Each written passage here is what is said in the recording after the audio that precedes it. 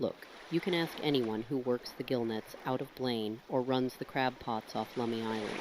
They won't tell you nothing if there's a microphone around, but get a couple of beers into them at the local tavern, and they'll tell you about the gray hours. It's that time, usually between 4 and 6 in the morning, when the fog rolls off the Fraser Valley and just blankets Bellingham Bay. It gets so thick it feels wet in your lungs, and you can't see past the bow of your own boat. For 10 years, people have been vanishing into that soup.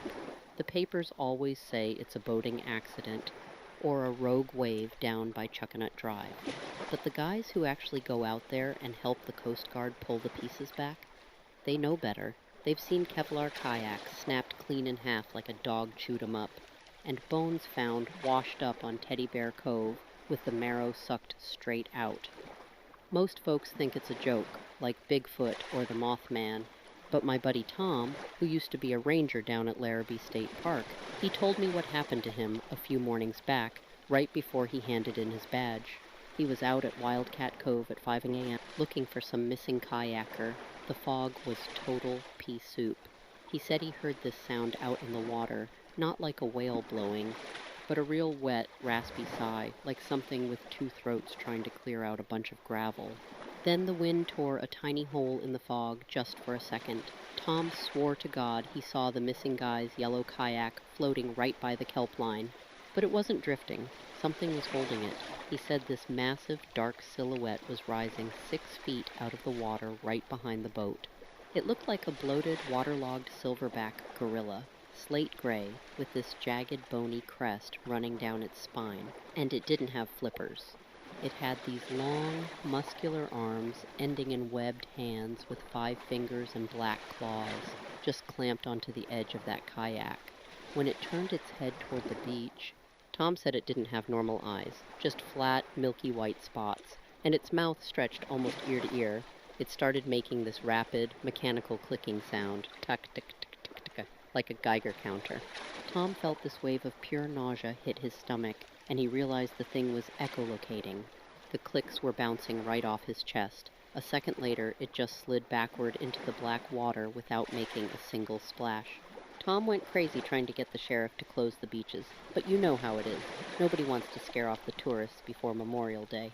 So Tom went out the next night on an old aluminum fishing boat with Jimmy George, an old Lummi fisherman whose grandson vanished out there years ago. They went right out to the deep underwater trench off the west side of Lummi Island, killed the engine in the dead silence, and Jimmy started banging a rusted iron bar against the hull to mock the thing's territory. Tick, tick, tick, tick. Tom said the hull started vibrating so hard the windows rattled. Then, this massive weight slammed the bottom of the boat, lifting a 3-ton aluminum rig 6 inches out of the water. It grabbed the stern rail, pulling its massive, rotting head over the side. Jimmy went white because when the thing opened its mouth, it didn't roar. It used a human voice. It screamed out, "Grandpa, help me!" using the exact voice of Jimmy's missing grandson. Jimmy lost it and started firing his rifle, but the hide was too thick. The thing reached out, grabbed Jimmy by the jacket like he was a rag doll, and was about to drag him into the deep. Tom didn't have a shot at the chest, so he lunged forward and shoved his 12-gauge shotgun right into the creature's earfold and pulled the trigger. The blast blew out the thing's inner ear. Tom said it let out this high-pitched animal shriek that literally shattered the rest of the boat's windows, let go of Jimmy, and crashed back into the sea. They made it back to Squalicum Harbor alive, but Tom quit the force the next day. See, here's the thing. A creature that hunts in the pitch-black silt of the Nooksack River runoff needs its hearing. Without that echolocation, it can't dive into the deep trenches to chase fast fish anymore. It's half-blind now, and it's starving. So if you're planning on taking a kayak out along Chuckanut Drive or up by Birch Bay anytime soon, do yourself a favor. Don't go out in the early morning, because it's still out there in the shallows, it's hungry, and it knows exactly what a human voice sounds like. We call it the Chuckanut Gouler. The story about what happened to Tom Vance down at Larrabee isn't even the most recent thing people are whispering about in the hallways of Whatcom County schools.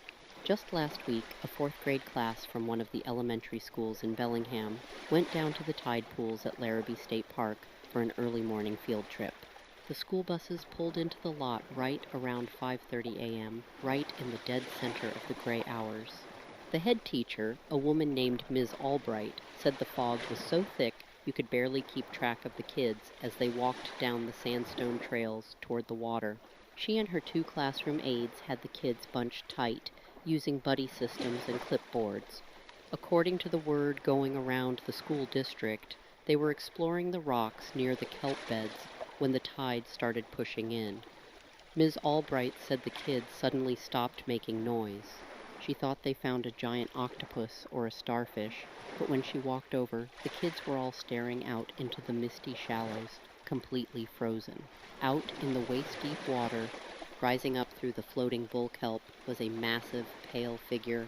She said it looked exactly like a giant, skinless torso, the color of a dead belly-up salmon, with long, human-like arms that ended in webbed claws. It was completely silent, just watching them with these flat, milky eyes, but the freakiest part she mentioned, it was holding a shredded piece of a blue plastic tarp, wrapping it around its shoulders like a cloak, mimicking a person trying to stay warm in the damp cold. Ms. Albright immediately panicked, started screaming for the kids to run back up the trail toward the buses, and grabbed 2 of the slower students by their backpacks. In the chaos and the screaming, one of her young classroom aides, a 22-year-old college student named Chloe, ran down toward the water's edge to grab a camera bag a kid had dropped. Ms. Albright looked back from the top of the sandstone ledge just as the fog shifted. She didn't see the creature grab Chloe. She just heard that horrible, rapid, mechanical clicking sound, tick, tick, tick, tick, tick, and then a wet, heavy splash. By the time Ms. Albright got the kids safely to the buses and the park rangers rushed down to the beach, Chloe was completely gone. The only thing they found left on the wet rocks was Chloe's yellow rain jacket. It hadn't been washed away by the tide. It had been neatly laid out on a boulder, but the entire back of the jacket was shredded by 5 clean, vertical claw marks. And the fabric was soaked in a thick, foul-smelling gray slime. The school district put out a press release saying the aid was swept out by a sudden rip current, but the teachers who know Ms. Albright say she hasn't slept a wink since. She keeps telling people that right before the splash, she heard Chloe's voice calling out for help from the water, except Chloe was standing right next to her on the trail when the voice spoke.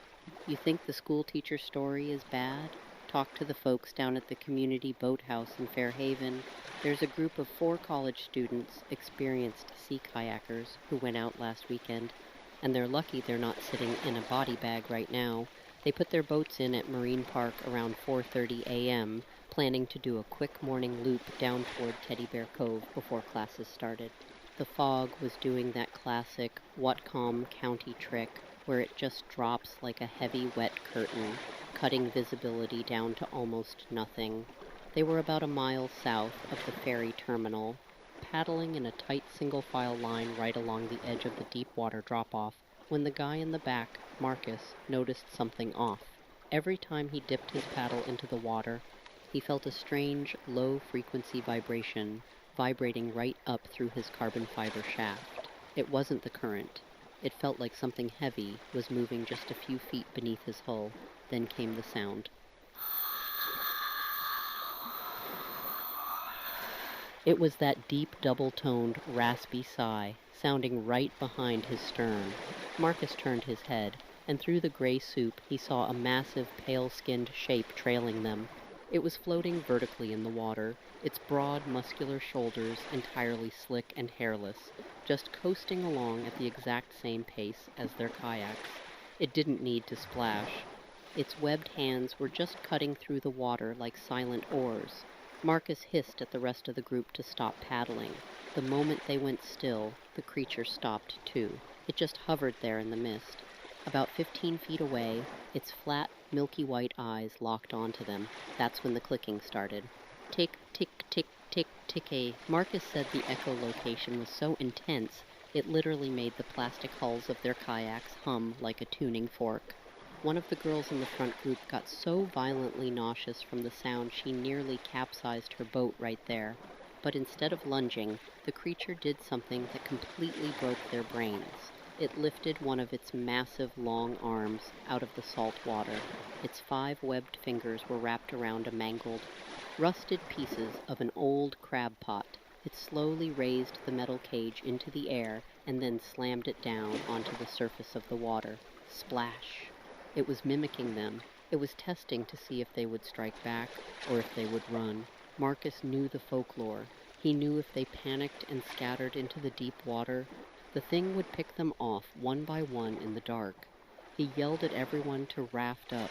They slammed their 4 kayaks side by side, locking their arms over each other's spray skirts to make themselves look like one massive, 30-foot wide obstacle. The creature tilted its conical head, its slit-like mouth peeling open to reveal those blunt, yellowed teeth. It opened its throat, and out came the frantic, terrified voice of a young woman. "Help me! I dropped my bag! Help me!" It was mimicking Chloe, the classroom aide who had vanished from Larrabee just days before. The group was terrified out of their minds, some of them crying, but they held the raft formation. They didn't break line, and they didn't answer it. They just started back-paddling together, heavy and slow, keeping their eyes dead-locked on the pale silhouette, seeing that they weren't separating into easy targets. The creature let out a frustrated, wet hiss. It sank backward into the dark silt of the bay, the jagged ridge of its spine disappearing last. The second it was under, the group paddled like their lives depended on it, dragging their rafted boats all the way into the shallows of Teddy Bear Cove and scrambling up the steep sandstone cliffs to Chuckanut Drive. They left thousands of dollars of kayaking gear floating out in the surf. They made it out alive, sure, but one of the guys hasn't spoken a word since they got back to shore. He just sits by the window, staring out at the bay, watching the fog roll in. Listen to me closely. If you take away anything from what's been happening up here, let it be this: stay off the Whatcom County waters during the gray hours. The Sheriff's Department isn't going to put up warning signs at Boulevard Park, and the city isn't going to cancel the kayak rentals in Fairhaven. But the local families, the Gillnetters, and the folks who know the history of the Chuckanut Gouler are keeping their boats docked until the sun is high in the sky. If you do find yourself out on the salt water around Bellingham Bay, Larrabee, or the Lummi Peninsula, you need to know exactly what to look out for. This isn't a ghost story anymore. It's an active predator. Here are the signs that mean you are in immediate danger. The wet sigh. If you are shrouded in fog and hear a long, hollow ha-ah-ha sound, do not convince yourself it's a harbor seal or a harbor porpoise. If it sounds wet, raspy, and like 2 voices clearing gravel at the same time, it is right outside your line of sight. The Geiger counter vibration. The creature maps its environment through high-pitched echolocation clicks. Tick-a-tick, tick-tick, tick. Because it's hunting in the silt-heavy runoff of the Nooksack River, it relies entirely on sound. If your kayak hull or the metal frame of your boat starts vibrating and humming like a tuning fork, it has already locked its tracking onto you. Sudden severe nausea. The frequency of those echolocation clicks is so intense it reacts with the human inner ear. If you feel a sudden, overwhelming wave of dizziness and motion sickness while sitting on a completely flat, glassy sea, the creature is actively pinging your body from directly beneath your boat. The stolen voices. Do not trust what you hear in the mist. If you hear a panicked dispatcher, a crying child, or a missing person calling out for help using specific, repetitive phrases, do not move toward it. It is using vocal mimicry to bait you away from safety and separate you from your group. The slate-gray crest or pale silhouette. If the fog clears for a split second, look for a jagged, bony crest cutting through the bull kelp or a massive, hairless, pale-skinned shape floating vertically in the water. If you see it following your group, do not scatter. Do what those college kids did at Teddy Bear Cove. Raft your kayaks together, lock arms, make yourselves look like one massive, unbroken obstacle, and backpaddle slowly toward the sandstone shallows. It wants an easy, isolated target. If you don't give it one, it might just sink back into the deep trenches. Keep your eyes on the fog, stay off the water in the early morning, and remember, if you can hear it clicking, it already knows exactly what you look like.